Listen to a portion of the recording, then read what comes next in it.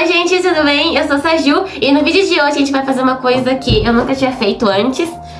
Tipo assim, em geral, que é fazer um vídeo focado para um vestibular. E o vestibular, tipo assim, que eu escolhi, que eu acho mais tradicional, que é o Enem. Então a gente vai fazer um vídeo sobre resumo de história pro Enem. Só que mais focado pra história geral, ou seja, não focada pra história do Brasil. E acho que se vocês já têm o costume de fazer o Enem, vocês sabem que tipo assim, não cai propriamente. Sempre história cai no primeiro dia do Enem, ou seja, depois de amanhã. E ele cobra. E a prova são 90 questões no primeiro dia. E é dividido entre língua portuguesa e ciências e tecnologias e ciências humanas. Ou seja, não tem uma, tipo assim, nossa, igual FUVEST, que são questões específicas de história. Mas história cai no Enem como algo mais misturado. É muito difícil você encontrar uma questão propriamente de história. Normalmente ela vai abordar também dos temas, como geografia, filosofia, sociologia. Ou seja, mas vamos supor que os conteúdos que mais caem de história no Enem é sobre a história do Brasil. Sendo que nas últimas edições, a porcentagem de história geral comparada à história nacional é muito desproporcional, sendo que a história nacional cai muito mais no Enem do que geral, justamente porque a gente vive no Brasil. Mas enfim, ou seja, se caso você queira procurar um vídeo que, tipo assim, faça um resumo sobre história nacional, tem muito porque eu amo muito, que me inspiro muito, que é a Débora Ladin, que ela tem, acho que ela fez ano passado esse vídeo, e tá simplesmente perfeito. É focado também pra Enem e sobre história nacional. Mas enfim, vamos começar. Então vou pegar desde a pré-história até a atualidade, pegando os pontos principais que caem no Enem. E esse vídeo também é mais focado como uma revisão, quero que no máximo tenha meia hora. E como uma revisão é mais voltado pro público que já tem estudado já, tipo assim, mais especificamente sobre os temas. Então realmente só pra dar uma lembrada poucos minutos antes do Enem. Um jeito que o Enem costuma cobrar as questões, a minha cachorrinha. Mas enfim, um jeito que o Enem costuma cobrar as questões como eu já disse, por interdisciplinaridade, ou seja, costuma cobrar com outras questões. Por exemplo, uma questão de história, pode ter também geografia, sociologia, geografia, enfim. E também ele pode te dar um texto para você interpretar. Ou seja, uma dica mesmo que você talvez não saiba muito sobre aquele determinado tema, por exemplo, um texto falando sobre Revolução Francesa, mas não tem muito detalhe disso. Se você ler o texto, isso pode te ajudar a lembrar. Também ficar esperta na nota de rodapé, quando o texto foi lançado, que determinado período ele se fala. Esse texto tá falando sobre Grécia, antiguidade, alguns conceitos sobre isso, sabe? Que pode ajudar. Então ter essas sacadas pode te ajudar muito a ter uma boa pontuação no Enem. Porque algo que é muito bom na prova do Enem, diferencial de outros vestibulares, é que ele é cumulativo, ou seja, você vai ganhar muitos pontos se você acertar aquelas questões consideradas fáceis pelo TRI, que é o sistema de correção deles, do que acertar uma muito difícil, que é muito conceitual. Isso é algo muito bom, porque, tipo assim, isso ajuda. Porque mesmo que você não manje muito determinado assunto, você consegue ali ter uma dança de quadril ali, tipo assim, dar uma marmelada pra você conseguir acertar, ter uma boa pontuação. Os historiadores chegam a uma conclusão que a história realmente, tipo assim, o período que a gente chama de história se inicia com a invenção da escrita em 3500 a.C., mais ou menos, na Mesopotâmia. Só que antes disso, a gente já existia seres humanos. Há milhares de anos antes da invenção da escrita. Então, é muito difícil você dizer que a história só se inicia com a invenção da escrita, porque antes disso, mesmo que você não tivesse um sistema de comunicação manual, por exemplo, você já existia, por exemplo, aldeias, tribos, famílias que já existiam já. Então, antes da escrita já existia história. A história dos gestos, das descobertas e da sobrevivência. Os historiadores dividem a pré-história em 3 períodos principais. Vamos dizer, o Paleolítico, que é o grande primeiro período da Pedra Lascada, que vai entre mais ou menos 8,5 milhões a 10 mil anos antes de Cristo. O Neolítico, que vai de 10 mil a mais ou menos uns 4 mil anos antes de Cristo. E a Idade dos Metais, que vai de 4 mil a 3 mil, a 3.500 a.C., que é até a invenção da escrita. Então vamos falar agora do Paleolítico. Então, falando agora sobre o período paleolítico rapidamente, ele também é conhecido como período da Pedra Lascada, ou período, vou colocar a imagem aqui, porque dos instrumentos que se encontraram desse período, e também período da Pedra Antiga, porque paleo significa antigo e lítico pedra. Paleo vem do grego, enfim. E nesse período a gente tem que os seres humanos viviam em grupos nômades, ou seja, eles não se fixavam, habitavam em determinado local por muito tempo. Então, como a gente não tinha o domínio da agricultura, então os bandos acabavam que a cada período de tempo, determinado período de tempo, eles iam se mudando, procurando novos lugares para se fixar e arranjar comida. Ou seja, como não existia agricultura ainda, os seres humanos viviam à base da coleta e da caça. Nesse período também a gente tem o domínio do fogo, que ajudou muito os seres humanos a sobreviverem naquela época, justamente para facilitar a alimentação e para espantar predadores. E também surge nesse período linguagens orais e da arte rupestre. Gente, arte rupestre é algo muito recorrente e relevante no Enem, principalmente porque o Brasil possui muitos sítios arqueológicos importantes e, assim, incríveis, e também tem uma comunicação simbólica. Por exemplo, o Parque Nacional da Capivara foi declarado pelas Nações Unidas como Patrimônio Cultural da Humanidade em 1991. E também, a partir da arte rupestre, a gente também a arte rupestre pode revelar crenças e o cotidiano e a cultura daqueles povos naquele período, que eles acreditavam, rituais de caça, de acasalamento, enfim. Então, muito importante esses fatos. Agora vamos para o Neolítico. No período Neolítico, a gente tem Neo de novo e Lítico de pedra, então basicamente pedra nova, ou o período da pedra polida, porque eu vou colocar de novo os instrumentos que eram utilizados dessa época. E a gente também vai ter a Revolução Agrícola, como eu disse. Eu não falei que no Paleolítico os povos eram nômades? Então, agora, como se o descobrimento e o domínio da agricultura, como a gente agora pode se fixar em um local e plantar, a gente acaba tendo o surgimento do sedentarismo, que é aquelas ideias de fixação em um determinado local. E a gente também vai ter a domesticação de outros animais. A gente também vai ter a primeira divisão do trabalho, que é de agricultores, guerreiros e líderes, e noção de propriedade e desigualdade começa a se aparecer ali. A agricultura também é a base da civilização, transforma o espaço natural em espaço social. E agora a gente vai ter a idade dos metais. Então, se a gente já tinha como principal fonte de material dos nossos instrumentos as pedras, a gente agora vai ter o início do domínio dos metais, sendo que a gente vai ter a era do bronze, do cobre, que é mais maleável, depois o bronze, que é um pouco mais, resistente, e depois o ferro. E aí a gente vai ter ferramentas e ali um comecinho do comércio, o crescimento das aldeias, que vão virar as cidades, depois os estados. E aí também tá nascendo a escrita, depois nasce a escrita e que marca o fim da pré-história. E é o início da antiguidade. Agora a gente vai ver a antiguidade. E agora a gente vai estudar as grandes civilizações da antiguidade, também de maneiras principais, como Egito, Mesopotâmia, Grécia e Roma.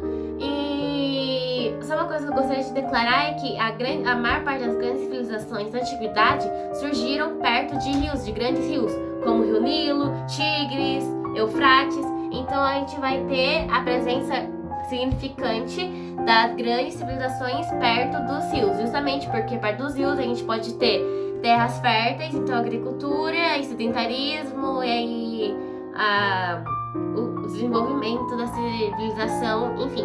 Sendo que Heródoto foi basicamente um dos primeiros historiadores da humanidade, ele era grego, ele fala que o Egito é uma dádiva do Nilo, justamente porque o Nilo, ele basicamente era a base do Egito, sendo que os calendários dele era tudo compostos com base nas características do Nilo.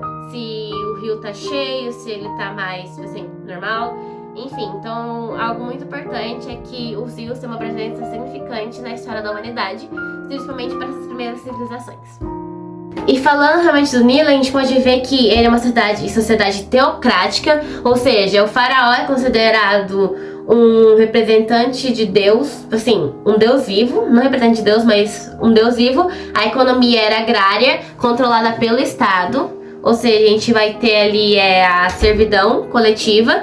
A religião é politeísta, eu acho que você já deve ter ouvido, né, de Osíris, todos os deuses, de Ra, enfim. Eles também acreditavam na vida após a morte, sendo que é muito legal isso. Na escrita hieróglifa,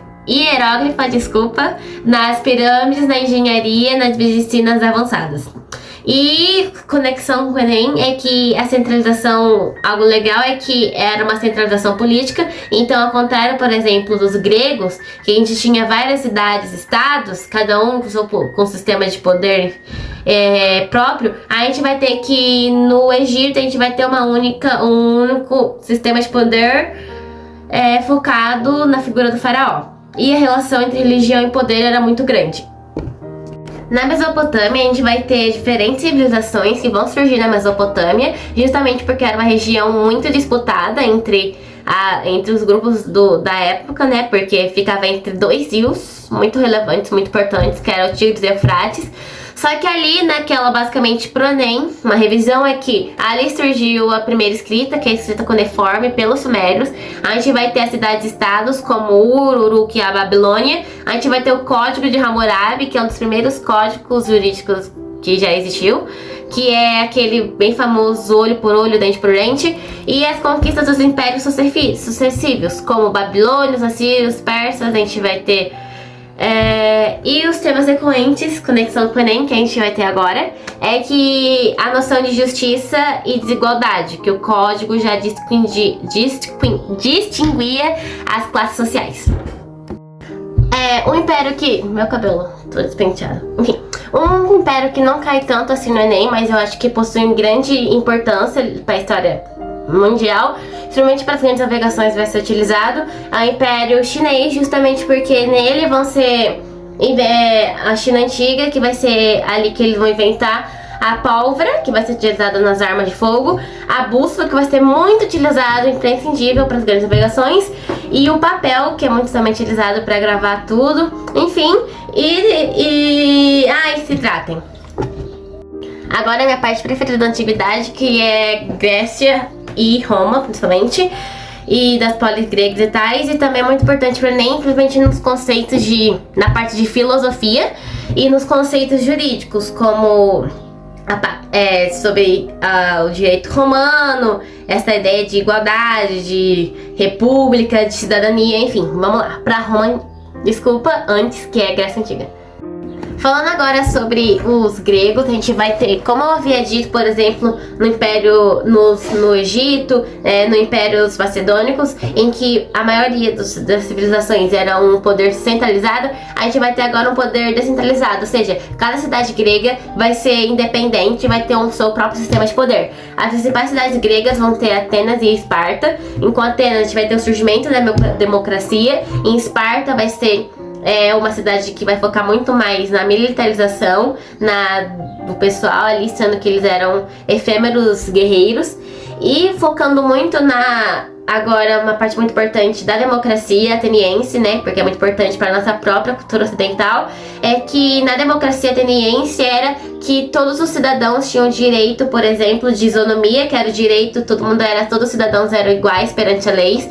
A isegoria, que era o direito de fala, todos os cidadãos podiam falar na eclésia, que eram assembleias populares, em que o pessoal debatia sobre o que ia fazer, enfim, e a isocracia, que é o conceito que todo mundo tem direito ao acesso público. Mas essa ideia de cidadão era muito recuo, não era abrangente que a gente tem hoje em dia. Eles eram muito mais, assim, não era todo mundo que vivia em Atenas que era considerado cidadão ateniense. Então, para ser considerado cidadão, você tinha que ser primeiro homem, maior que 21 anos, maior que 21 anos ou 18, vou colocar aqui na tela. Com pai e mãe nascido atenienses. Então a gente não era tão abrangente assim, igual a gente tem hoje em dia, que mulheres também são consideradas cidadãs brasileiras, mas já era um começo. Em Atenas também a gente vai ter a filosofia, né, que é algo muito importante para a própria história ocidental. Então a gente vai ter Spa, sigla Spa porque Sócrates ensinou Platão, que ensinou Aristóteles, que ensinou Aristóteles, Spa, que são os principais filósofos gregos.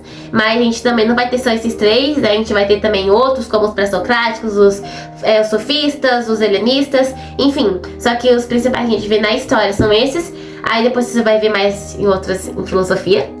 E a gente vai ter a cultura helênica, que também é muito rica, que influenciou nossa própria cultura, como a ideia de arte, que é muito nossa arte, nossa influenciada até hoje.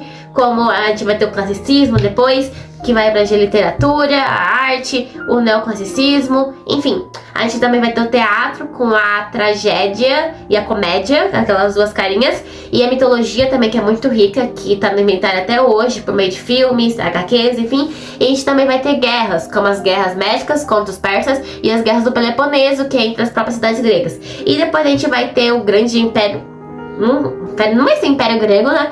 Mas que vai ser ali em parte, porque uma cidade que é, meu Deus, Macedônia, né, que era ali uma polis grega, ela vai, com Alexandre o Grande, vai se expandir e vai formar um império helenístico que vai misturar ali a cultura grega com outras culturas dos povos dominados. Vamos pra Roma. Em Roma a gente vai ter então a questão de, a gente vai ter Roma dividida em 3 períodos, que é a monarquia, a república, o império. Com a monarquia, um período bem curto ali. Aí depois a república, que vai pegar de 509 a 27 a.C. Aí do império, que é de 27 a.C. até, se eu não me engano, 400 e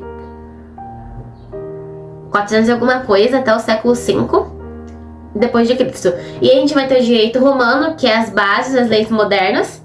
Então, eu vou dar um detalhe aqui. Sendo que o direito romano é a base do sistema jurídico ocidental hoje em dia, que a gente vai ter a igualdade também perante a lei, a justiça e a propriedade privada foram herdadas pelo direito romano.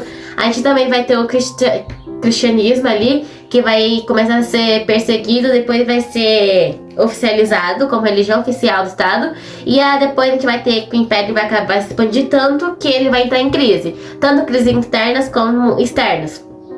E aí vai ter invasões bárbaras, a desigualdade, com muita corrupção do próprio império, que vai começar a se dividir, e a queda do império até 476 depois de Cristo. E uma coisa é que o império era tão grande, mas tão grande, que ele pegava ali, tipo assim, parte do Oriente Médio até, tipo assim, até toda a Europa Central ali e chegou até as Ilhas Britânicas, sendo que hoje em dia muitas palavras que são do inglês, que parecem, por exemplo, do português, são parecidas com o português justamente porque veio do latim, porque, tipo assim, o Império Romano dominou durante muito tempo aquelas ilhas ali britânicas e tais. Algo muito legal, e a gente também vai ter, muito legal, enfim, muito legal.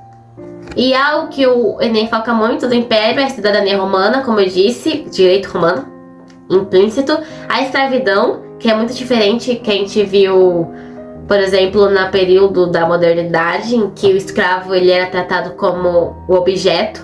No caso, aqui não era. O Império e as heranças culturais, como arquitetura, idioma, leis, tudo, gente. Império Romano, principalmente na Idade Média, vai ser tipo assim, base, entendeu? Sendo que depois na Revolução, no Renascimento, o que eles vão pegar? Os artistas, principalmente pintores, vão pegar como base as influências greco-romanas. Falando agora sobre a Idade Média, é muito importante falar que a Idade Média foi um período em que, ali de 476 até 1453 depois de Cristo. Por quê? Algo importante destacar que eu não falei sobre o Império Romano é que o Império Romano, bem no finalzinho, foi dividido entre dois: Império Romano Ocidental e Império Romano Oriental. O Império Romano Oriental vai ser chamado como Império Bizantino, que depois os dois impérios ali vão ser católicos, só que depois o Império Bizantino, durante a Idade Média, vai ter o Concílio, se não me engano, de Trento, e ele vai se romper com a Igreja Católica Apostólica Romana e vai virar a Igreja Ortodoxa, que até hoje é muito influente nos países como Rússia, ali dos países, se não me engano, bálticos, enfim. E então, durante toda a Idade Média, o Império Romano Bizantino, o Império Romano Oriental vai existir. Em 476 só vai cair o Império Romano Ocidental, que só vai fragmentar em pequenos reinos. Só que, nesse período, se durante o Império Romano a gente vai ter as invasões bárbaras, ou seja, a gente tinha as grandes cidades romanas.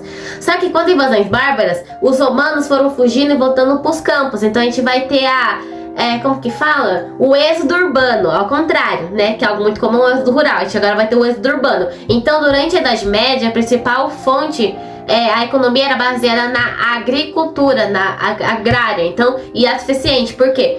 Tá, existiam reinos. Só que o rei, ele não tinha poder. Então a gente vai ter a figura ali do rei. Só que o rei não vai ter poder. Isso é muito principalmente ali nos países da Europa Central, desculpa. E então a gente vai ter a figura do rei, só que o rei não vai ter poder, praticamente poder nenhum. Quem realmente vai ter poder vão ser os senhores feudais. Os senhores feudais, como você deve saber, é que a sociedade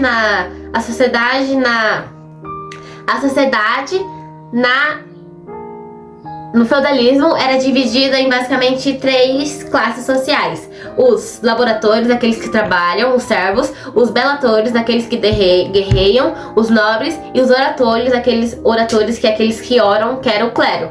Basicamente quem tinha a maior parte do domínio do poder na Idade Média e realmente a Igreja Católica Apostólica Romana, justamente porque ela é a principal instituição da Idade Média. Ela tinha muito mais poder que o rei, porque ela controlava basicamente toda ali a Europa Central. Ela controlava o conhecimento e a moral, porque basicamente não existia um sistema de ensino naquela época, principalmente para as pessoas pobres. Para as pessoas próprias não existia, né? Então você tinha que ser muito rico para você aprender alguma coisa. E então ela controlava o conhecimento e a moral. E então ela conseguia muito facilmente fazer com que a população fizesse o que ela quisesse, acreditava no que ela quisesse. Então os mosteiros principalmente continham grandes poderes e saberes. E aí também tinha a Inquisição e o poder espiritual. Também a gente tinha ali, como eu tava falando da sociedade, a sociedade era estamentizada. Quando se fala estamentizada, é porque ela é dividida em classes. E estagmental, por quê? Porque não há mobilidade social. Então, se você é servo, seu pai quer dizer que seu pai era servo, seu avô era servo, seu filho vai ser servo, assim como seu bisneto. Então, se você é servo, você vai viver pra sempre como servo. Você nunca vai poder, era assim, quase impossível você virar algo nobre. Se você é nobre, você provavelmente vai morrer nobre, a não ser que você seja um terceiro, quarto filho, que aí seu pai te manda para um mosteiro, para você virar algum membro do clero. E se você é clero, você praticamente vai fazer mobilidade, sabe? Então, para você do clero, do alto clero que eu tô falando, tá? Que ele realmente tem poder, provavelmente você veio de uma família nobre. Então a mobilidade social era muito baixa. E a gente também vai ter que cada feudo vai ter seu próprio sistema, por exemplo, de economia, econômico, algumas leis próprias de cada feudo. Então o comércio era muito difícil. E a gente também vai ter nesse período as cruzadas. Ao total, se não me engano, são 8 cruzadas, mas entre o século 9 e 13. Principalmente são as chamadas guerras santas, né? Que vão ser principalmente entre os cristãos contra os muçulmanos.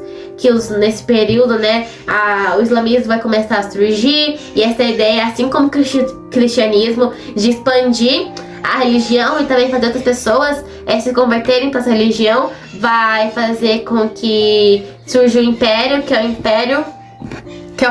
Império Árabe Islâmico. Só para constar, nem todo árabe é islâmico e nem todo islâmico é árabe, mas árabe e islâmico não são sinônimos. Mas o Império Árabe Islâmico, justamente porque ele surgiu ali, né, na Península Arábica, e porque ele era islâmico, eles vão se expandindo para a Europa e vai entrar em conflito com os reinos cristãos. E aí vai surgir as cruzadas.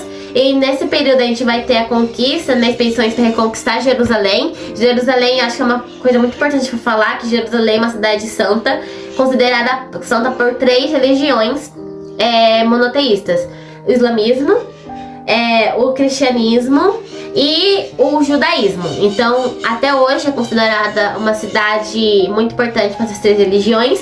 E a reabertura do comércio com o Oriente.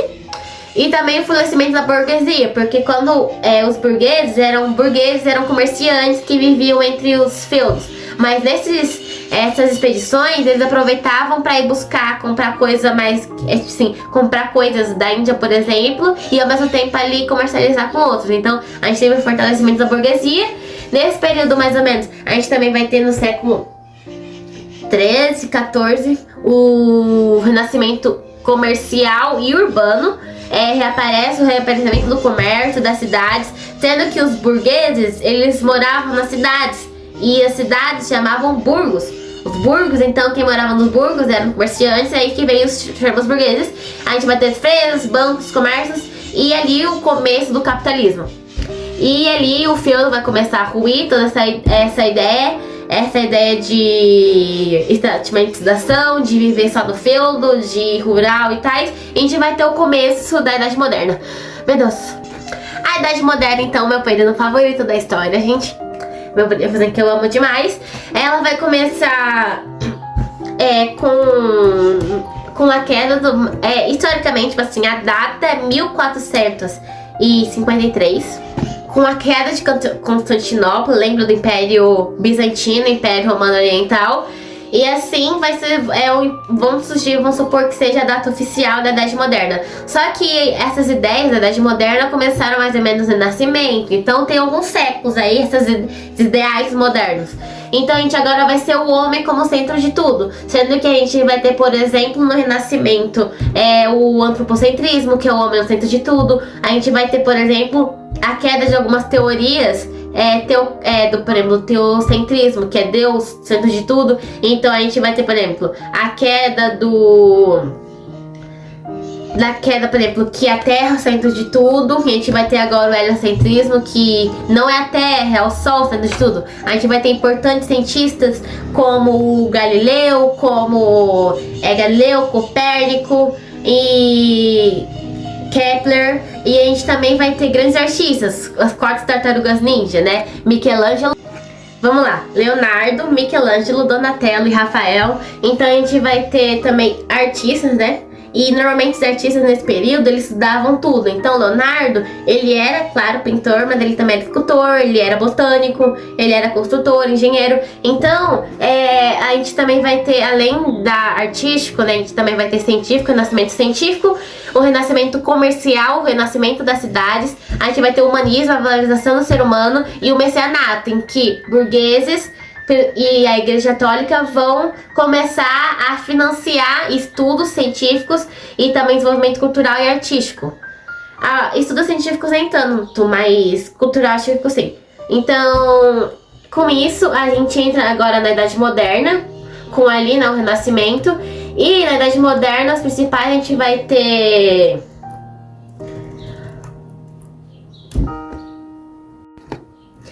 como eu disse, a valorização do humanismo, ou seja, o estudo da anatomia, por exemplo, de você estudar ali os corpos mortos dos seres humanos. A gente vai ter reforma protestante, em que vai ser Lutero, né? A gente vai ter Lutero, que vai pregar as 95 teses numa parede de uma igreja lá na Alemanha. A crítica às indulgências e a corrupção da igreja. Surge o luteranismo, o calvinismo e o anglicanismo. Sendo o anglicanismo vai ser depois virar a religião oficial da Inglaterra. E os puritanos vão ser perseguidos na Inglaterra, que depois eles vão vir para a Europa e vão fundar os Estados Unidos. A gente também vai ter a Contra-Reforma. Então, se teve a Reforma, a gente vai ter a Contra-Reforma Católica e o Concílio de Trento e a Inquisição, sendo que nesse período, no período do Renascimento, a gente vai ter o classicismo na literatura e na arte. Depois a gente vai ter o Barroco. O Barroco, que vai ser um momento, tipo assim, de Contra-Reforma, que a igreja vai aproveitar para, tipo assim, tentar retomar o poder. A gente também vai ter o absolutismo nesse assim, fundamental para o surgimento. Lembra que eu falei que na Idade Média o rei praticamente não tinha nenhum poder? Então, agora isso vai mudar. Porque com essa queda dos feudos, a gente vai ter então a ascensão dos... Meu Deus. Desisti. Com a queda dos feudos, a gente então vai ter o surgimento dos estados modernos. Então, realmente, a concretização da centralização do poder. Então, a gente vai ter o surgimento dos grandes estados nacionais, como os primeiros países que vão se unificar vai ser Portugal e Espanha, sendo que eles vão ser os primeiros países que vão começar as grandes navegações e durante praticamente 200 anos vão ser as grandes potências mundiais, conquistando a Europa, as Índias Orientais, enfim. A gente também vai ter, por exemplo, o grande exemplo do absolutismo vai ser o Luís XIV, o Rei Sol, né? O Estado sou eu. Ali, se eu não me engano, no século XVII. Os teóricos como Maquiavel, Hobbes, Maquiavel, né, que é a razão do Estado, Hobbes do poder absoluto, né? A gente também vai ter o mercantilismo e a expansão marítima, como eu disse, principalmente por Portugal e Espanha, que vão começar isso, só que depois vão perdendo lugar para outros países, como França, Holanda, Países Baixos e a Inglaterra, principalmente. E a busca, porque a expansão marítima são baseado, porque se você estudar a história nacional você vai saber os motivos, mas a expansão marítima vai começar principalmente pela busca por metais, por colônias e por rotas comerciais, porque o Império Turco-Otomano, se eu não me engano, ele não tinha uma rota. Existia uma rota terrestre da Europa para a Ásia. Lembrando que tudo é um grande bloco de terra, então eles são conectados por terra e pelo mar Mediterrâneo. Só que o Império Turco-Otomano, ele vai controlar ali a passagem, vai bloquear a passagem, não vai permitir que os países europeus ultrapassem para as Índias. As Índias não era somente a Índia, era todos os países, todos esses territórios orientais, China, Japão, tudo isso. E eles eram muito relevantes para os países europeus, porque é de lá que vinham, por exemplo, tecidos, temperos, algo que era muito bom para se comercializar na Europa, que não se tinha lá. Então, com esse bloqueio dos turcos otomanos, impedindo que os países europeus avançassem para lá, por meio terrestre, pelo mar Mediterrâneo, os países, principalmente Portugal e Espanha, vão tentar arranjar outro caminho, dando a volta no mundo para chegar lá. Nesse período, com o Renascimento, tem como um investimento científico, a gente vai ter também os reis vão começar, como eles querem logo crescer mais e ter controle sobre as Índias, eles vão investir muito em financiamento para estudo de navios, de ciência. Então os países vão investir pesado nisso, principalmente Portugal e Espanha, sendo que eles vão investir, por exemplo, nas caravelas portuguesas, que vão conseguir realizar o périplo africano, que é esse caminho que vai cruzar a África até chegar lá na Índia. Então, com Vasco Gama, enfim. Então, vai ser algo muito importante, esse investimento no Renascimento, justamente para essa expansão marítima, que vai se começar ali no século XV, e vai ser incrível. E aí a gente também vai ter, com as grandes navegações, a gente vai ter, por exemplo, não é descobrimento, pelo amor de Deus, não é descobrimento da América. A gente não vamos ser tontos e saber que descobrimento é um achamento e uma invasão, porque aqui existia gente há mais de 10 mil anos, né? Não vamos ser manés. E então já existia gente aqui, gente. Então, antigamente se falava descobrimento do Brasil, mas o certo é achamento. Não tem invasão, porque existia milhares de aldeias e de etnias aqui no Brasil, de diferentes aldeias de indígenas. E cada aldeia indígena tinha sua própria cultura, sua própria crença. Então você monopolizar isso só pra uma figura indígena não tá certo, tá? Não, tira isso da sua cabeça. Tira isso, ó. Fora. Não é descobrimento da América. Não é descobrimento do Brasil. Não é descobrimento da América Central. Não é nada. É achamento, é invasão, é homicídio. Pelos europeus, gente. Esquece. Então a gente vai ter... Depois eu vou fazer uma parte, um vídeo à parte somente com os povos americanos, porque isso cai muito no Enem. Nossa, gente, eu acho que caiu 2 temas de redação sobre, tipo assim, valorização dos povos tradicionais. Valorização, tipo assim, como você pode valorizar os povos tradicionais, por exemplo, também os povos africanos. Essa influência, tipo assim, como os povos tradicionais, eles não têm tanta visibilidade hoje em dia, mas como eles são super importantes para própria sociedade brasileira, gente. Grande parte da população brasileira descende de indígenas, sabe? Então, tipo assim, essa terra também é deles, Eles foram os primeiros donos dessa terra que a gente chama de Brasil. Então, essa questão de colonização é algo muito importante que eu recomendo muito você se aprofundar mais. Se você não tivesse estudado, porque da escravidão, gente, esse tema aqui, ó, é bem purinho. Que crítica social. Gente, escravidão que depois vai dar até hoje, tá? Tem 100 anos, que 100 e poucos anos, gente, não faz nem 200 anos que a escravidão acabou, você tem noção disso? Meu Deus, mas que até hoje, mesmo fazendo mais de 100 anos que a escravidão acabou, até hoje ela tem resquícios, né, com a racismo estrutural que a gente vê, né, a exploração da América, né, a exploração da América, que roubaram todo, praticamente, nosso ouro. Então, algo muito importante. E também início da globalização. Ai, gente, esse ponto. Início da globalização. Início da globalização por quê? Por conta que, gente, basicamente, um europeu não tinha ideia que existia, por exemplo, um aborígene na Oceania, né? Então, a gente vai ter agora esse contato meio forçado, sim, claramente arbitrário. Mas a gente vai ter agora esse início que o mundo vai ficando cada vez menor e as distâncias e o tempo cada vez menor. Então, o início da globalização e da economia colonial. E nesse período é importante que a gente vai, por exemplo, nesse período a gente também, como eu disse, o surgimento do capitalismo, né? Por que capitalismo? Claro que o capitalismo que a gente conhece hoje em dia vai ser realmente muito mais fundamentalizado na contemporaneidade a partir da Revolução Industrial, Revolução Francesa.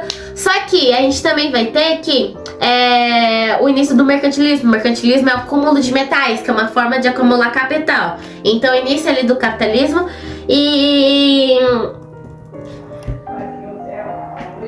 é isso, gente. Eu acho que que a Idade Moderna é tão incrível que eu queria me afundar aqui. Mas a Revolução Francesa só vai ser na Idade Contemporânea. Mas a Idade Moderna, tipo assim, é a minha idade preferida, gente. Não que eu... enfim, depois eu faço um vídeo à parte. Agora a gente vamos pra contemporaneidade. E só um momento aqui, algo muito importante que foi feito aqui é sobre a Revolução Inglesa, as duas revoluções inglesas, a Revolução Puritana e a Revolução Gloriosa, em que depois vai fazer com que a Inglaterra, tipo assim, até que ele era poderosa, só que de um paizinho assim, ela vai virar uma superpotência mundial, ultrapassando Portugal e Espanha, enfim, e vai virar a nova rainha dos mares, né? Sendo que com a Revolução Gloriosa ali, né, com as teorias do Cromwell, né, com os atos de navegação, ela vai dar um boom comercial gigante e depois que vai influenciar outras revoluções aí. E agora vamos para realmente contemporaneidade. Vamos para a Revolução Francesa, que é meu período favorito da história. A gente foi secada, já li livros e livros sobre isso. Mas eu sei que eu quero fazer muito uma videoaula sobre isso. Mas enfim, vamos focar.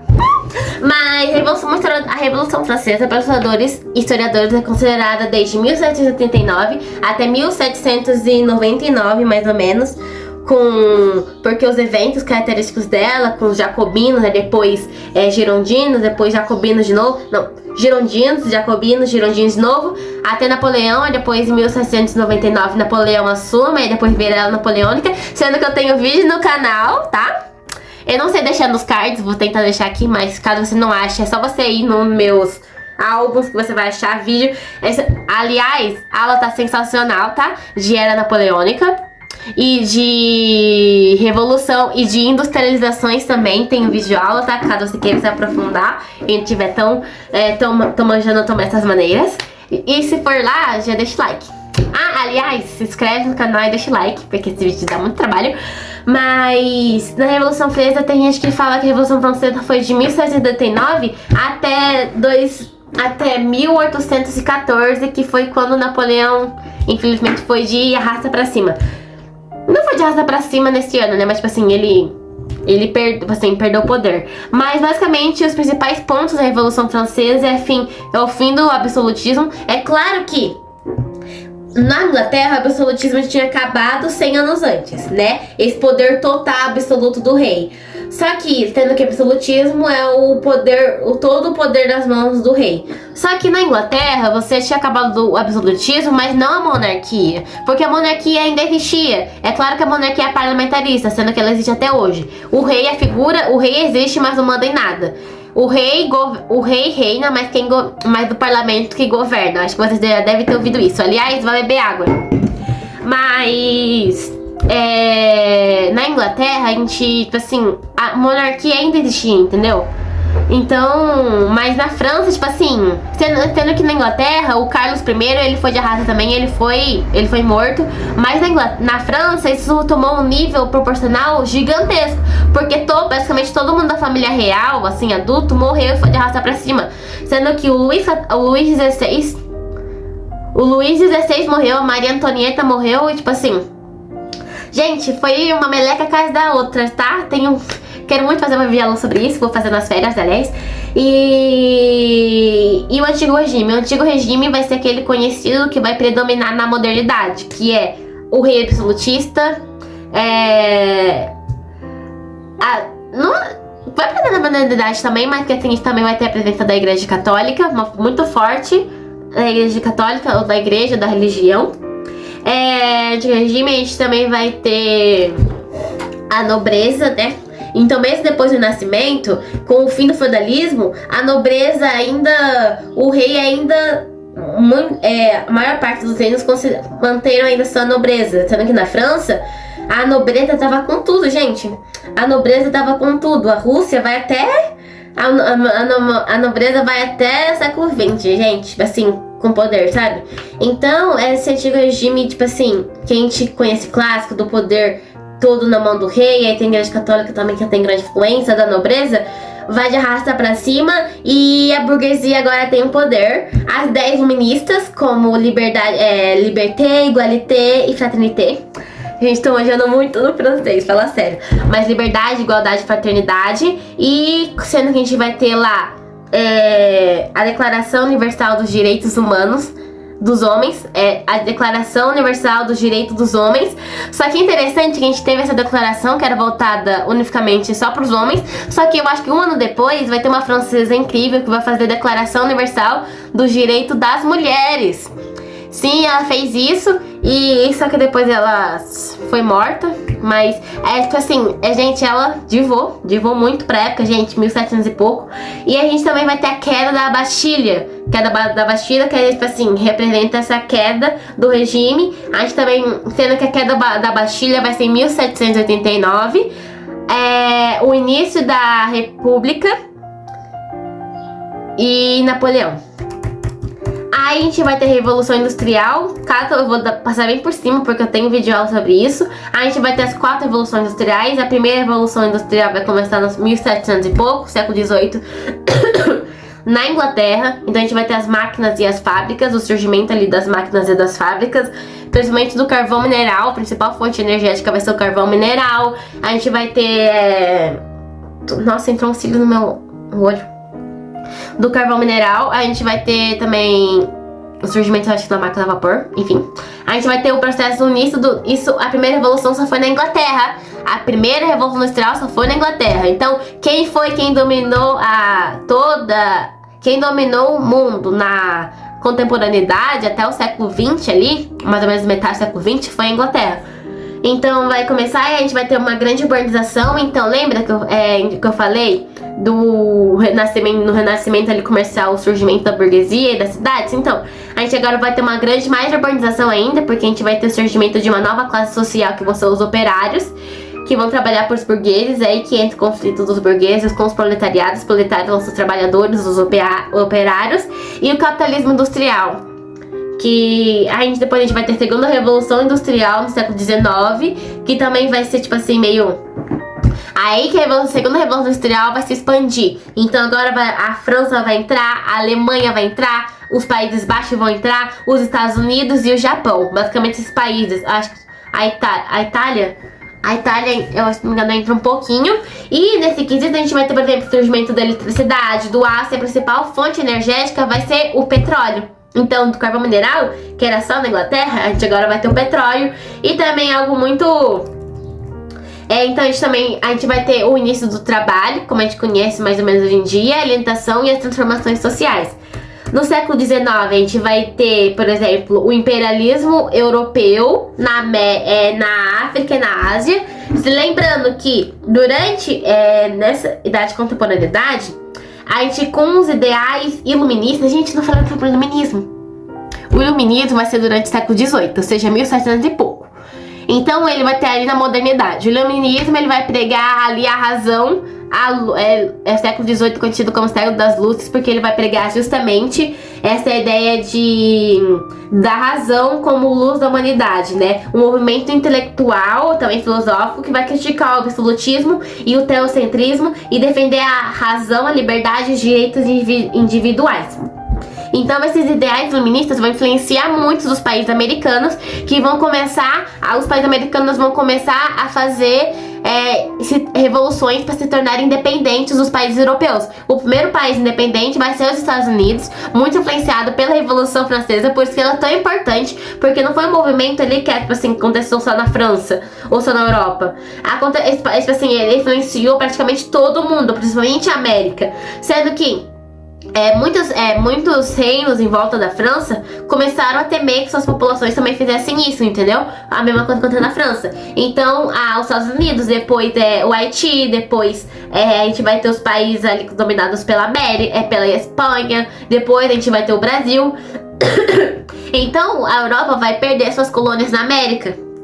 E aí ela vai buscar, como ela tá crescendo, os países estão começando a crescer economicamente, industrialmente. Para você ter uma indústria forte, você precisa de duas coisas: matéria-prima e mercado consumidor. E a Europa já tinha basicamente os países ali principais já não tinham mais mercado ali na Europa, então eles se expandiram. E ali na América não tinha como extrair matéria-prima mais, então foram pra África e pra Ásia. Então ali a gente vai ter o neocolonialismo. A gente tinha o colonialismo na América, o neocolonialismo vai vir com esse imperialismo realmente porque os países europeus, as potências industriais europeias vão começar a querer explorar cada vez mais os habitantes e as matérias-primas da Europa e da África e da Ásia. Então a gente vai ter ali também um neocolonialismo muito violento nessas áreas, sendo que a gente, por exemplo, na Ásia, a gente vai ter as guerras dos ópios, a guerra do ópio, por exemplo, na China, em que a Inglaterra, por exemplo, estava viciando os chineses no ópio, que é uma droga. Na Índia também, a gente vai ter uma crueldade extrema aqui na África, sendo que os países vão fazer um conselho ali que vão dividir a África como se fosse ali, tipo assim, algo que não tivesse pessoas, então não tivesse tribos já, sendo que até hoje muitos países africanos possuem conflitos internos, porque os países, quando se tornaram independentes a partir, tipo assim, das planificações europeias. Então ali existe países, por exemplo, no Congo, na África do Sul, em que uma etnia é totalmente diferente da outra, entendeu?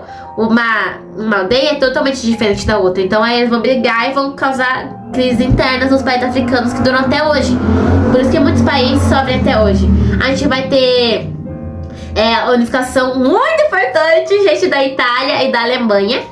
A unificação é um momento não muito estudado durante a escola, mas no terceiro ano do ensino médio, pelo menos, a educação da Itália e da Alemanha, mas são países que vão se unificar tarde. Lembra que eu falei que na Idade Moderna os países vão começar a se unificar? Então, a Itália e a Alemanha vão começar a se unificar tardiamente. Ou seja, se a França, Portugal e a Espanha vão se unificar, se não me engano, no século XII, ele foi assim, basicamente mais de 500 anos antes. Então, os países, potências, elas já estavam bem consolidadas internamente, entendeu? A França, a Inglaterra,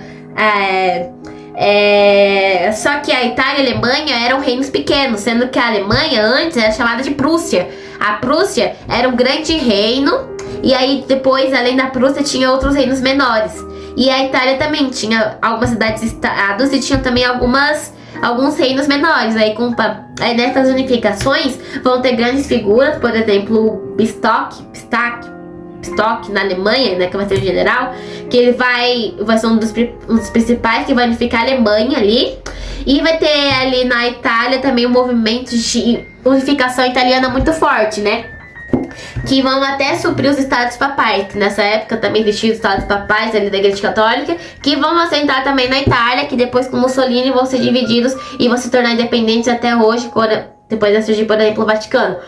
Mas, então a gente, como a Itália e a Alemanha se unificaram tardiamente, muito tarde em comparação aos outros países europeus, eles tinham basicamente nada. Mas de alguma forma milagrosa, a Alemanha se tornou uma potência gigantesca, sendo que durante um tempo ela superou a França, porque as grandes potências na no finalzinho da Idade Moderna, início da Idade Contemporânea, era a França e a Inglaterra em cima, depois a França logo embaixo, sendo que as duas tinham meio que um pau a pau, né? Então a gente não era napoleônica. Só que depois a Alemanha começou a crescer e ultrapassou a França, e depois a França e a Inglaterra, que eram inimigas mortais há muito tempo, guerrearam uma guerra de mais 100 anos, se tornaram amigas e tentavam derrubar a Alemanha.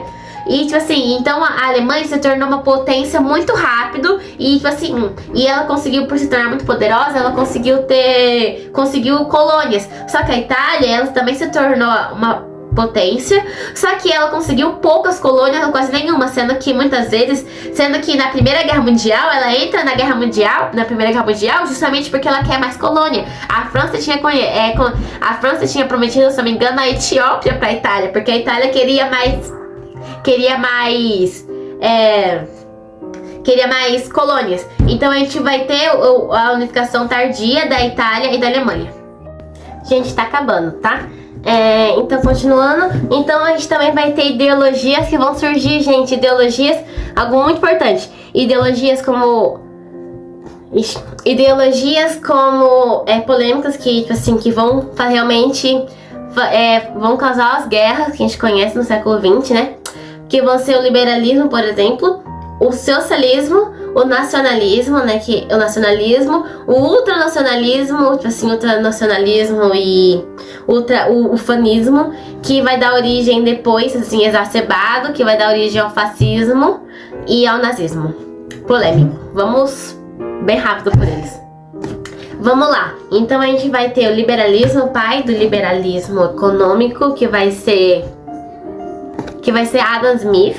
Então o liberalismo, ele vai ser muito, assim, quando você pensa em liberalismo, você pensa no capitalismo. O liberalismo vai ser uma filosofia política e econômica que é baseada nos direitos individuais, da liberdade, do consentimento dos governados e da igualdade perante a lei. Eu tô usando, tipo assim, uma colinha só pra não falar nada errado. E os princípios defendem a propriedade privada e livre mercado, sendo que quase nenhuma intervenção estatal e você, nessa filosofia, tem essa ideia de que a mão do mercado, então o mercado consegue se autorregular, por isso não se precisa de tanto uma intervenção estatal assim. E ela preza muito a liberdade individual e do civil e liberdade religiosa, de expressão, e o Estado deve ser, como eu disse, limitado, protegido pelas leis naturais, como liberdade, propriedade, igualdade. É o bloco, direito à vida, propriedade e liberdade. Depois a gente vai ter o nacionalismo, que vai ser o sentimento, a consciência de uma identidade nacional compartilhada. Ou seja, é você ter o orgulho, você ter consciência de que você faz parte de uma nação que tem seu próprio idioma, sua própria cultura, sua própria língua, sua própria religião. E aí você vai buscar autonomia, unidade e preservar essa nação, assim, sem se misturar com as outras, e frequentemente em defesa do território e de uma cultura. E ela pode... E aí a gente vai dar, assim, esse nacionalismo exagerado, que a gente chama de ufanismo, assim, exagerado, patriotismo exagerado, vai dar ideias não tão legais assim, por exemplo, como o fascismo. Que vai ser uma ideologia política ultranacionalista, como eu disse. O nacionalismo não é ruim, mas todo exagero, lembra sempre de Aristóteles, a mediania. Tudo exagero é ruim, se falta é ruim, se sobra é ruim também. Então esse ultranacionalismo vai dar ideias ao fascismo e ao nacionalismo. O que é o fascismo? O fascismo vai ser principalmente ali na Itália com Mussolini, e tipo assim, que surgiu na Europa no século XX, notavelmente, como eu disse, na Itália, e que vai caracterizar pelo autoritarismo, culto a um líder. Esse líder, precisamente ali, esse líder, como por exemplo, Salazar, se não me engano, em Portugal, também vai ter na Espanha, na Itália, na Alemanha, que vão surgir, até aqui um pouco no Brasil, com Vargas. A gente vai ter que esses líderes do ultranacionalismo vão ser líderes que a população vai estar passando por um momento de dificuldade, provavelmente, tipo assim, um momento de miséria, e esses líderes vão ser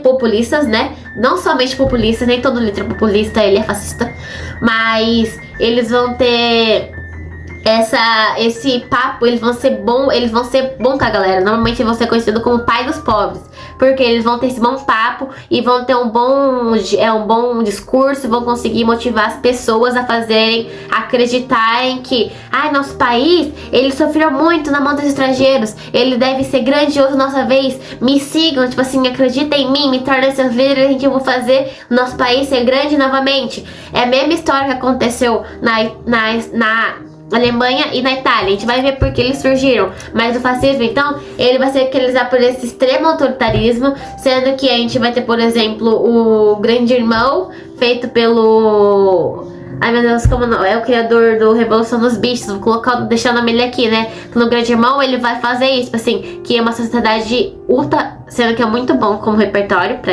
Enem, que é uma sociedade que é utópica não, desculpa, uma distópica, na verdade, que é em que existe um grande governo que vigia todos, né? Ou não? Que vai ter o Grande Irmão, que é o livro 1882. 1889, 1882, alguma coisa assim, mas que vai ter essa figura do governo que vigia tudo. Então no fascismo a gente vai ter uma supressão política, perseguição aos inimigos políticos, um regime controle social muito forte, um ênfase no nacionalismo, muitas vezes com elemento de controle estatal, com manutenção da propriedade privada, mas subordinada às economias do Estado. Sendo que a gente também vai ter nesses líderes fascistas e nazistas a utilização da mídia como suporte estatal. Então, algumas pessoas utilizam a mídia para alienar a população. Então, no nazismo, principalmente, a cinematografia dos nazistas, tipo assim, é claro que é terrível, porque o nazismo é uma coisa terrível, só que tipo assim, eles investiram muito nisso, sendo que os filmes que eles vão fazer enaltecendo a Alemanha, tipo assim, eles vão melhorar muito, sabe? Assim, as técnicas cinematográficas e a mídia que vai fazer do Hitler essa figura do pai da Alemanha, eles investiram pesado nisso, gente, sendo que existe estudos sobre o jornalismo, a mídia durante o período nazista. E o nazismo vai ser muito parecido com o fascismo, mas vai surgir principalmente na Alemanha pelo Adolf Hitler. E ele vai prezar ali o autoritarismo extremo, como eu disse, o nacionalismo, o ultranacionalismo. E o nazismo também é marcado pelo antissemitismo, ou seja, perseguição e ódio aos judeus. E a ideia de que que os arianos são superiores. Os arianos são aqueles que, basicamente, austríacos e alemães. Então, que os arianos são superiores a qualquer outra raça, por isso eles precisam dominar todos os outros povos. E a busca por um espaço vital. Esse espaço vital seria a grande Alemanha, né? Esse espaço territorial grande para os alemães, para os arianos. E o liberalismo e o comunismo foram muito combatidos durante o regime nazista. E aí a gente vai ter o socialismo agora, que é a doutrina social e econômica que defende a propriedade pública, ou seja, tudo pertence ao Estado. Então todos os meios são coletivos e públicos, pertencem ao Estado. E todo mundo, tipo assim, há uma grande oposição à propriedade privada, não existe propriedade privada no socialismo. E os princípios é a busca pela igualdade social e econômica, a eliminação das classes sociais, a produção para satisfazer diretamente as necessidades humanas e da sociedade, e não ao lucro, né? Então você prezar a sociedade e não o lucro individual. E o Estado geralmente desempenha um papel central na economia, que é planificada. E o comunismo eu tô falando do marxismo, tá? No marxismo, porque aí depois a gente vai ter o socialismo tópico científico, que é o marxista e do Haber, alguma coisa assim. E no marxismo, a gente vai ter que primeiro, a gente vai ter capitalismo, depois o socialismo, que é essa passagem para o comunismo. Sendo que o comunismo é uma ideologia política e socioeconômica que busca, através da revolução do proletariado, que é o socialismo, abdicar a propriedade privada, as classes sociais e a fase final, que é o próprio Estado. Então no comunismo você não tem Estado. Por isso que o socialismo, ele é uma passagem para o comunismo. O comunismo é visto por Marx como o estágio final da humanidade do socialismo. O comunismo idealiza uma sociedade sem classes, onde tudo é de propriedade comum e as decisões são tomadas coletivamente. Então, basicamente pensa numa vaca. No capitalismo, a vaca é de quem paga mais. No socialismo, a vaca é nossa. E no capitalismo, a vaca é de quem paga mais. No socialismo, a vaca é do Estado. E no comunismo, a vaca é nossa. Basicamente é isso. E então, no socialismo marxista, o socialismo não é para ser permanente. Essa ditadura do proletariado não é para ser algo permanente. É apenas algo temporário e necessário, que vai levar ao comunismo, que depois é uma sociedade onde todos têm consciência que precisar primeiramente o bem de todos e não unicamente, aí não precisa da existência de um Estado para lembrar disso. E então essas vão ser as principais ideologias que vão pregar, tipo assim, causar todos os eventos do século XX, que a gente vai pra ele agora. Antes de entrar na Primeira Guerra Mundial, algo muito importante que eu preciso falar antes da Primeira Guerra Mundial, a gente vai ter basicamente no século XIX um momento de paz, entre aspas, na Inglaterra. Desculpa, na Europa. É claro que a gente vai ter, não tô falando no mundo, tá? Porque a gente vai ter o neocolonialismo e as guerras na América, mas a gente tá falando na Europa. Entre os países europeus não vão se guerrear não vão ter guerras tão importantes assim, vamos dizer. Então a gente vai ter conhecido um momento, principalmente no finalzinho do século XIX, início do século XX, que é mais conhecido como paz armada, porque é um momento de paz entre os países europeus, entre as potências europeias.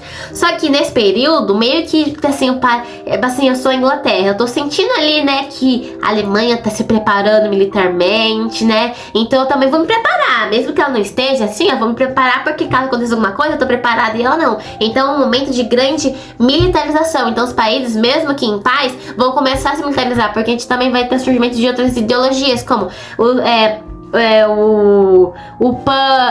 a gente teve o pan-americanismo na América, em que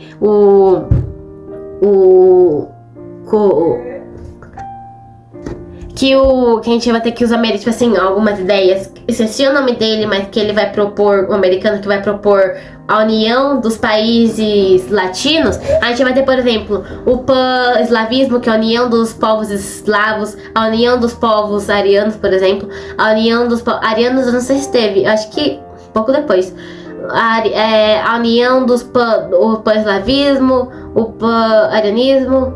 A gente vai ter então essa união, a união dos povos, sendo que vai ter um conflito muito grande entre a Sérvia e acho que o Império Austro-Húngaro e a Rússia, porque o Império Austro-Húngaro vai estar dominando um país, uma região que tem um monte de eslavos, e a Rússia tem a união de unir os povos eslavos, então meio que ela querendo estar em guerra com esse país.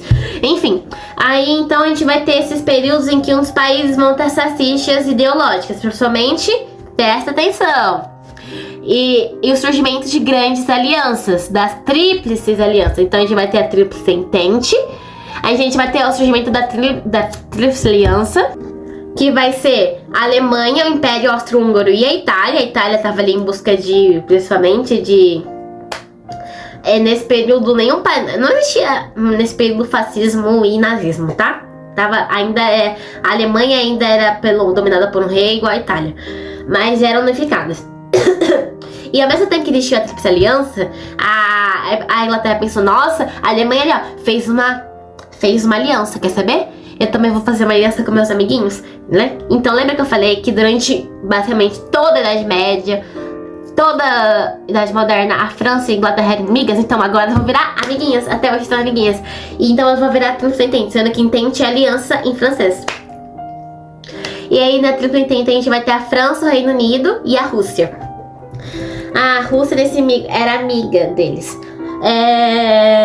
Então, com esse surgimento, a gente depois vai ter muito tenso. Gente, ninguém respirava, tá? Não passava um ar pra aquela região, gente. Nesse período era paz, mas tava todo mundo assim, ó. Quer saber? Se você apontar, eu aponto primeiro. Eu já tô aqui, ó. Se você relar na arma, já tá apontado pra você. Então tava uma loucura total. E aí a gente vai ter, então, com a morte do Francisco Ferdinando, que é um sérvio, eu acho que ele é servo, ele é eslavo. Com a morte dele, a Sérvia vai entrar em guerra com o Império Austro-Húngaro, e a Rússia, como amiga da Sérvia, vai entrar em guerra também com o Austro-Húngaro. E lembra das alianças? Então, aí como a Rússia entrou em guerra com o Austro-Húngaro, então a Alemanha, que tem uma aliança com o Império Austro-Húngaro, vai entrar com a Rússia, e a Rússia, que tem amiguinhas da França e da Inglaterra, vão puxar elas também. Aí vai começar a Primeira Guerra Mundial.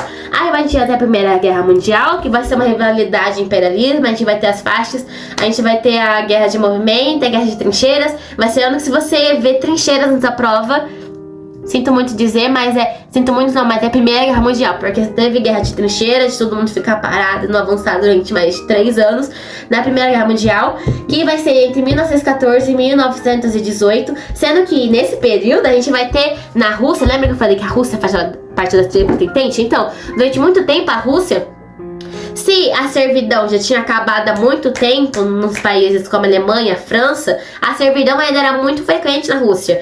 A maior parte da população era serva do próprio Estado.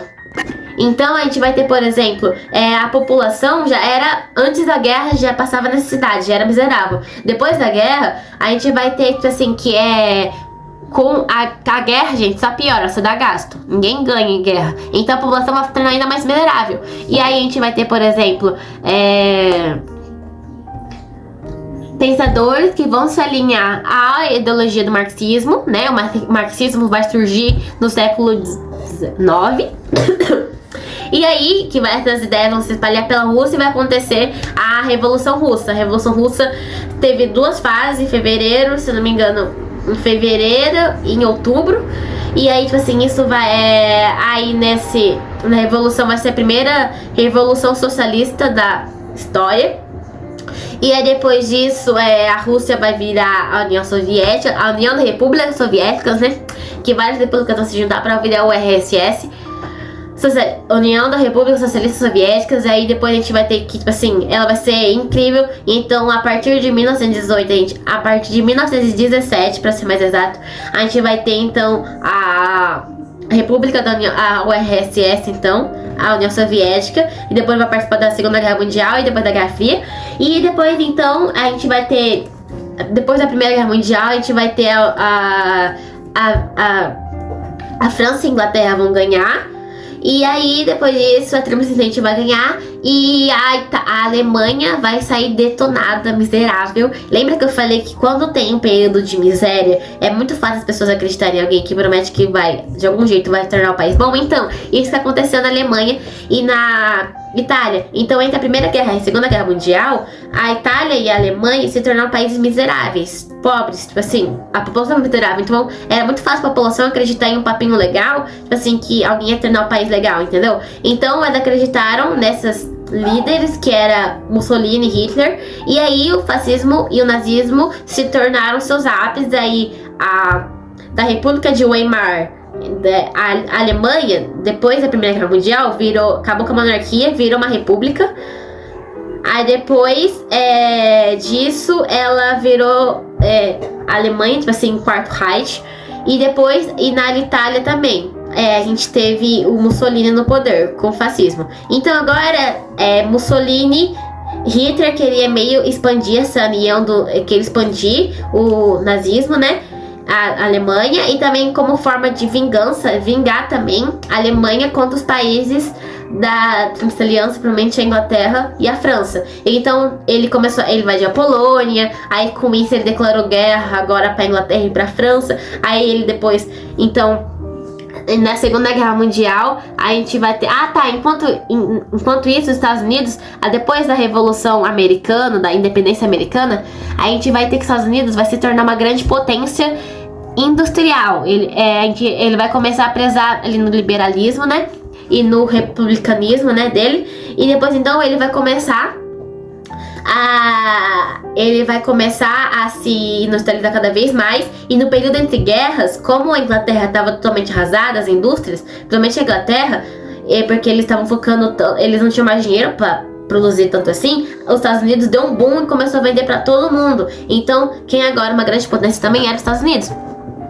Aí depois disso a gente teve a Segunda Guerra Mundial, que lutaram o eixo, que era a Alemanha, a Itália e o Japão. A gente também teve um grande ultranacionalismo no Japão, sendo que o Japão foi basicamente a Alemanha lá no Oriente, sendo que até hoje, tipo assim, ele causou... hoje em dia o Japão é visto muito bem pelo mundo, né? Ainda bem que ele melhorou. Só que, tipo assim, nesse período, ele detonou com a China, com a Coreia, sendo que, tipo assim, até hoje, muitas pessoas mais idosas, né, principalmente coreanas, tipo assim, não gostam muito de japoneses justamente porque eles abusaram muito de mulheres chinesas e coreanas. Então ele também foi péssimo, assim, muito violento com os outros países, mais na parte do Pacífico, né? Então a gente teve o eixo e os aliados, que é o Reino Unido, a França e o Reino Unido e a França de começo. Aí em 1942 os Estados Unidos vai entrar e a União Soviética é depois, tipo assim, porque nesse período que entre guerras o Hitler tinha feito um acordo com o Stalin, que era: eu não ataco você e você não me ataca, e a gente divide a Polônia no meio. E aí Stalin falou: fechou. Aí, porque tava precisando no seu país, né? Aí tá, mas depois o Hitler acabou com isso, invadiu a Rússia, que foi uma boa bobagem dele, porque ele cometeu o mesmo erro que Napoleão. Depois eu explico na aula sobre Napoleão.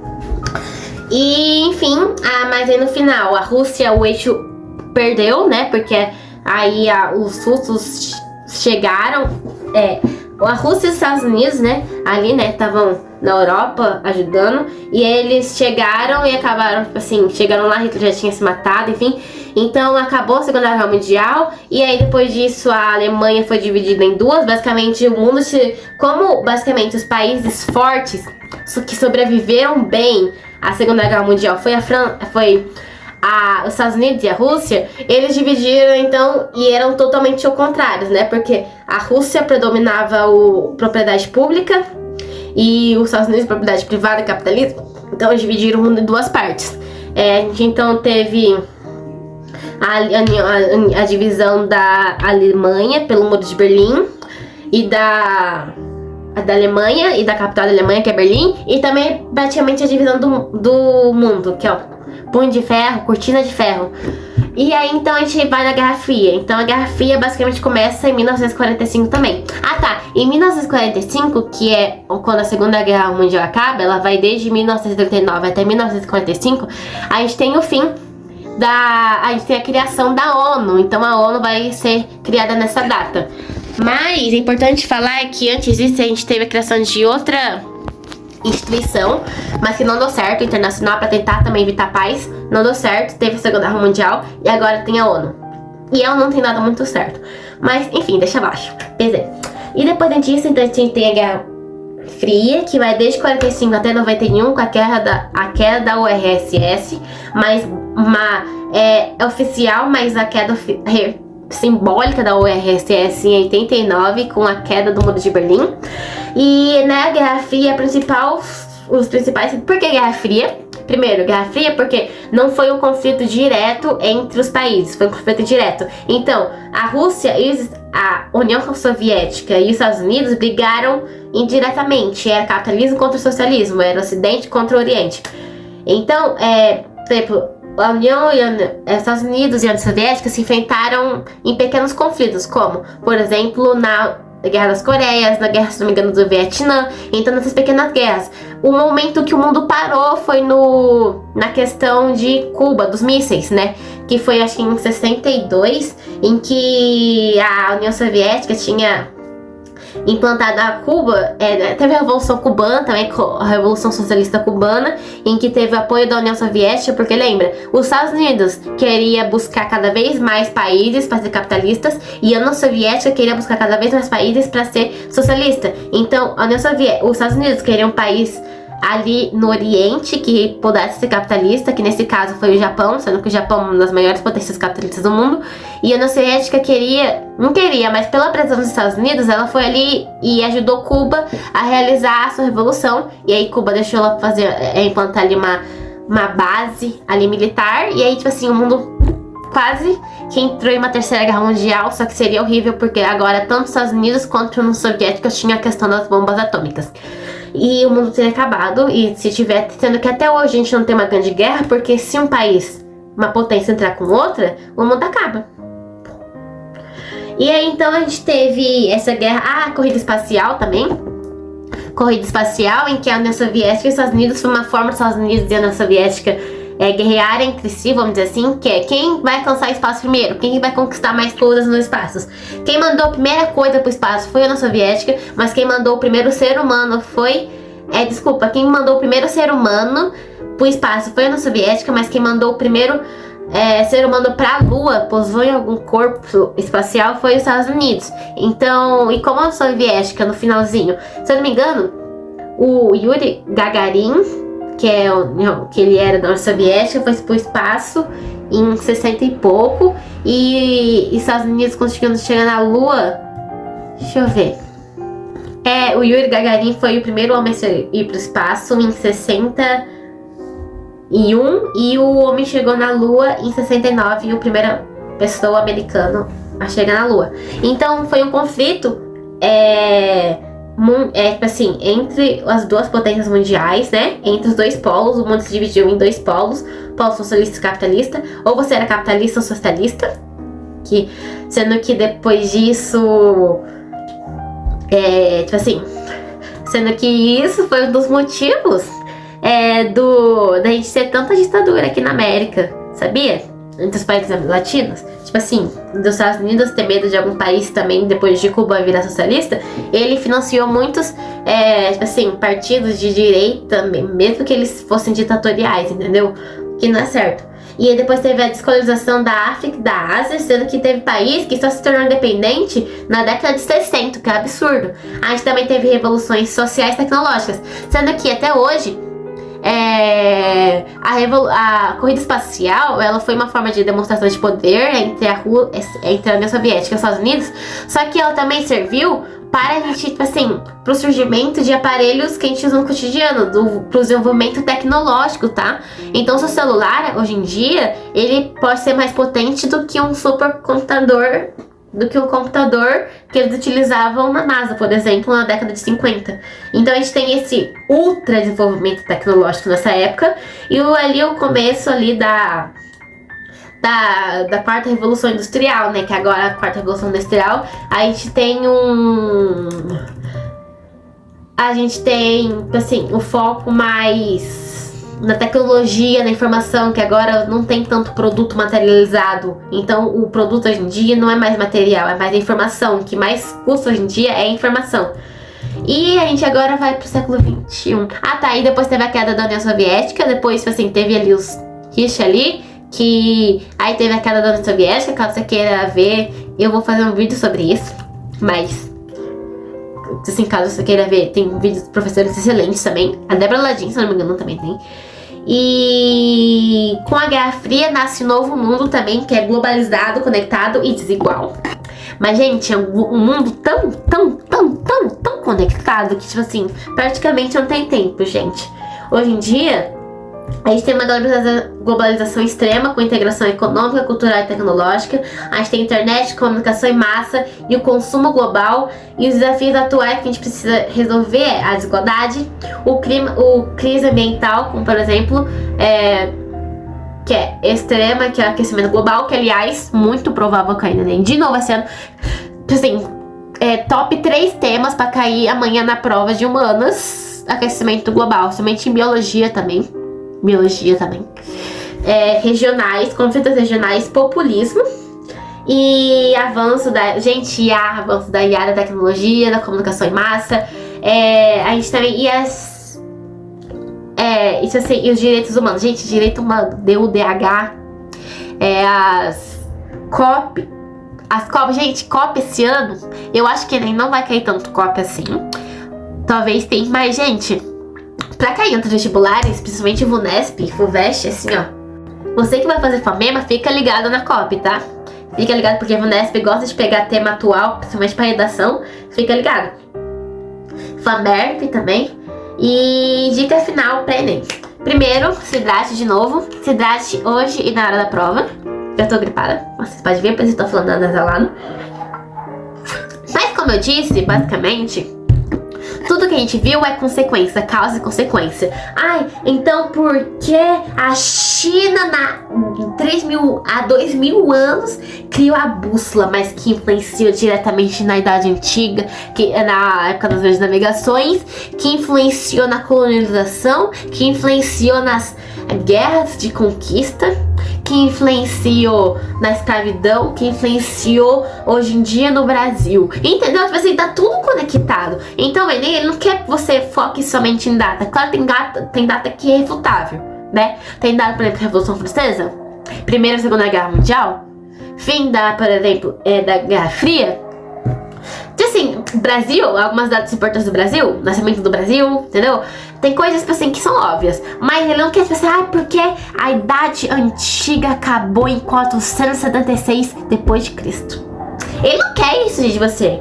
Ele quer, tipo assim, é claro que pode ter algumas questões teóricas, mas normalmente as questões teóricas, como são mais teóricas, dependem mais de melhor educação, assim, elas valem menos pontos, porque o sistema do TRI é um sistema que vai por pontuação. Então, se uma questão tem muita gente que acerta uma questão, quer dizer que ela é mais fácil e ela vai valer muito mais. Então, você pode acertar 20 questões, você pode acertar 10 questões difíceis, que você acha que vale muito mais, errar 20 fáceis e ter uma nota menor do que quem acerta 20 fáceis.